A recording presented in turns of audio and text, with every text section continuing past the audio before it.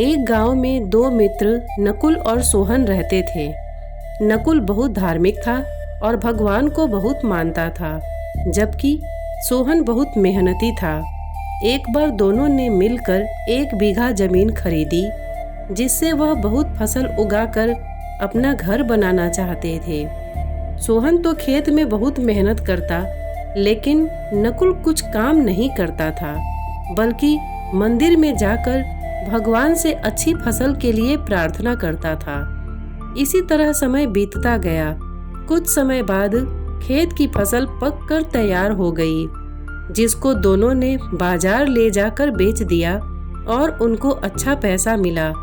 घर आकर सोहन ने नकुल को कहा कि इस धन का ज्यादा हिस्सा मुझे मिलेगा, क्योंकि मैंने खेत में ज्यादा मेहनत की है। यह बात सुनकर नकुल बोला, नहीं, धन का तुमसे ज्यादा हिस्सा मुझे मिलना चाहिए, क्योंकि मैंने भगवान से इसकी प्रार्थना की, तभी हमको अच्छी फसल हुई। भगवान के बिना कुछ संभव नहीं है। जब वह दोनों इस बात को आपस में नहीं सुलझा सके, तो धन के बंटवारे के लिए दोनों गांव के मुखिया के पास पहुँचे।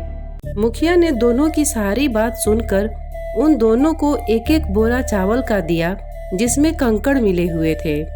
मुखिया ने कहा कि कल सुबह तक तुम दोनों को इसमें से चावल और कंकड़ अलग करके लाने हैं।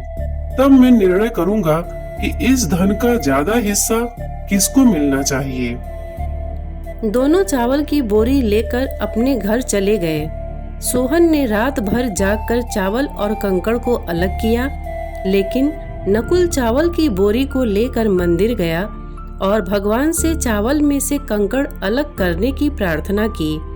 अगले दिन सुबह सोहन जितने चावल और कंकड़ अलग कर सका, उसको ले जाकर मुखिया के पास गया, जिसे देखकर मुखिया खुश हुआ। नकुल वैसी की वैसी बोरी को ले जाकर मुखिया के पास गया। मुखिया ने नकुल को कहा कि दिखाओ तो तुमने कितने चावल साफ किए हैं। नकुल ने कहा कि मुझे भगवान पर पूरा भरोसा है कि सारे चावल साफ हो गए होंगे। जब बोरी को खोला गया तो चावल और कंकड़ वैसे के वैसे ही थे। जमींदार ने नकुल को कहा कि भगवान भी तभी सहायता करते हैं जब तुम मेहनत करते हो। जमींदार ने धन का ज्यादा हिस्सा सोहन को दिया। इसके बाद नकुल भी सोहन की तरह खेत में मेहनत करने लगा और अब की बार उनकी फसल पहले से भी अच्छी हुई। इस कहानी से हमें यह सीख मिलती है कि हमें कभी भी भगवान के भरोसे नहीं बैठना चाहिए। हमें सफलता प्राप्त करने के लिए मेहनत करनी चाहिए। धन्यवाद।